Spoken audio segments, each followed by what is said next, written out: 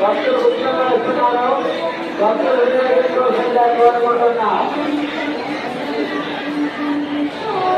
భక్తులు దర్శనంలో భక్తుల మీద మార్గంలో రాజు యొక్క ప్రభుత్వం జాగ్రత్త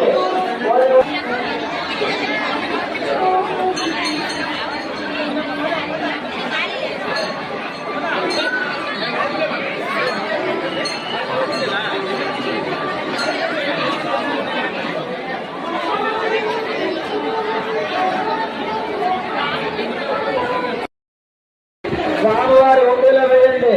స్వామివారికి చెప్తాయి. ఆలయం లోపల